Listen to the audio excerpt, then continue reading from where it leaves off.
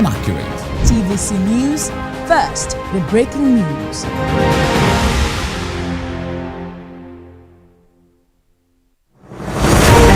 It's not your regular show.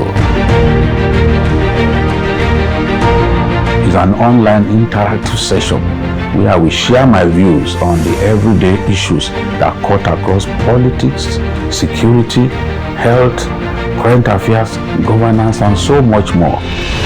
I am passionate about our country. I choose to support any conversation geared towards building a better Nigeria. Babajide Kolaji Otitoju. Join me every Saturday on TVC News YouTube channel as I discuss Nigeria and the world at large on the show Issues with Jide.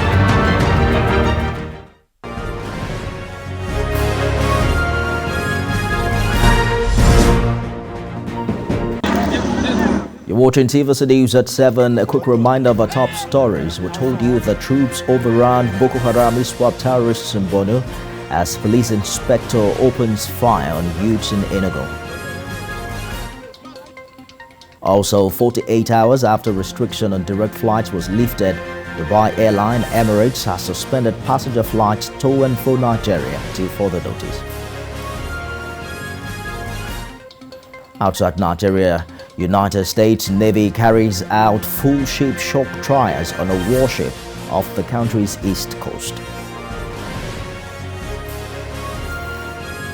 And thanks for staying with us. In sport coming up, Court of Arbitration for Sports reduces life ban on former Super Eagles coach Samson Siasia to 5 years.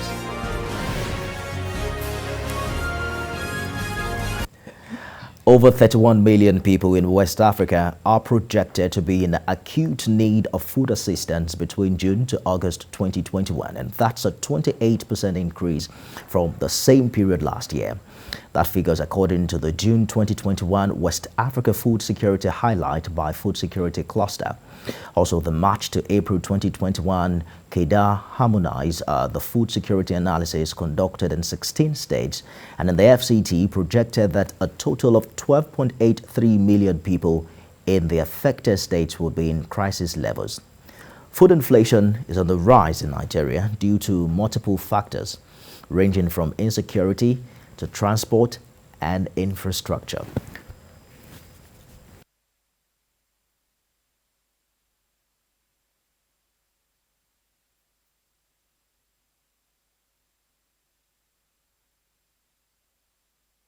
Well, moreover, the worsening levels of insecurity, the disturbing fate of farmers in the hands of armed herdsmen and other militia groups, it's no surprise that Nigeria is producing less food.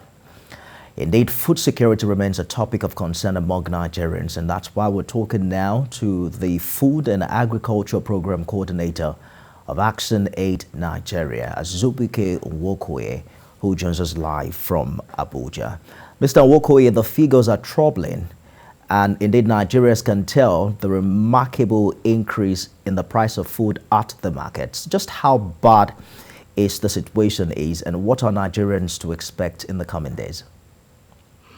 Yeah, from the KEDA Harmonize report itself, it shows that we are having a lot of challenges to deal with because apart from the northern states this report covered, other parts of the country are also faced with a lot of food insecurity.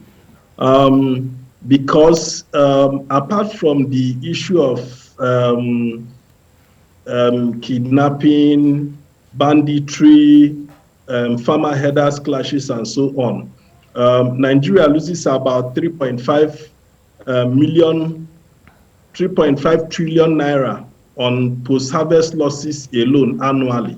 So it shows that even without food, even without all the insecurity issues around food production, Nigeria is actually facing a lot of challenges.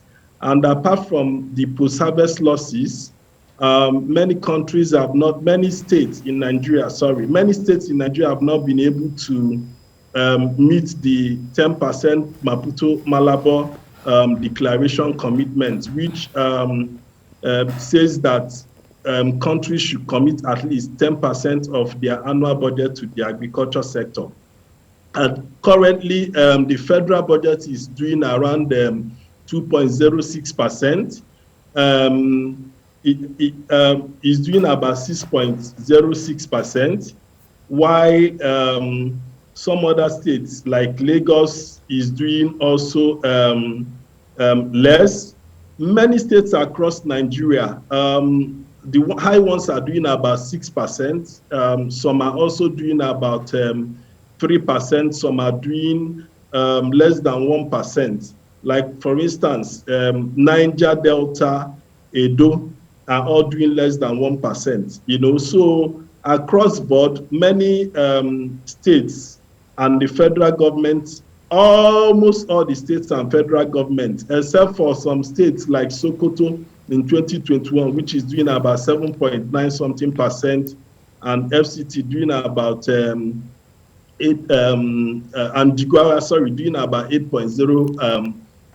There seem to be a long list of factors, Mr. Nwokoye. You're talking about low budgetary allocation. You've talked about rising insecurity. There are other people who are talking about the issue of flood, transport, and infrastructural deficit. But what alternatives are available as solution to Nigeria as we speak?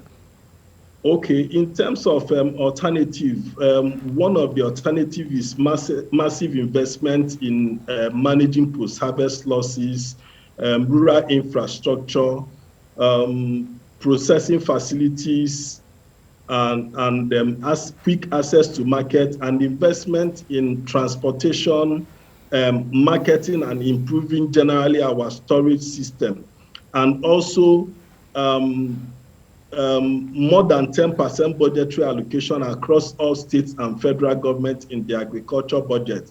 And apart from the allocation, there should be timely and total releases of this budget. Then, to deal with the issue of insecurity also, the government had come up with what is called the agro rangers. So they need to be more empowered. More recruitment needs to go into that to also support farmers to provide security in different places in the farms. You have been engaging with stakeholders as regards this development. What is the body language on the part of government, particularly when it comes to the role that they must play rather, to ensure that things get better? Okay, the body language of government is positive, but more needs to be done. You know, apart from making commitments of doing what is right, it should be backed up with the increased budgetary allocation and timely release of those budgets and investments going into key areas. From the 44th National Council on Agriculture and Rural Development, which consists of all the states in Nigeria, chaired by the minister last week, if you have information on all the memos that were approved, they are actually very cogent and important issues they have made improvements on for implementation. So what needs now to be followed up is the actual implementation of those areas, because one of the commitments is that all the states and federal government has committed to the 10%, and they also included the local government areas. And those commitments, there were areas that they also advised that those investments will go, like post-harvest losses, extension services, women in agriculture, youth in agriculture. You're saying that beyond making promises, government must begin to match words with action, particularly when you look at the figure 12.83 million. That's the projected number of people who are expected to be affected or be in crisis levels. A big thank you. We'll return to this conversation subsequently as we hope that things get better. Food and Agriculture Program Coordinator, ActionAid Nigeria, Azubike Nwokoye, thank you indeed for talking to us. Now,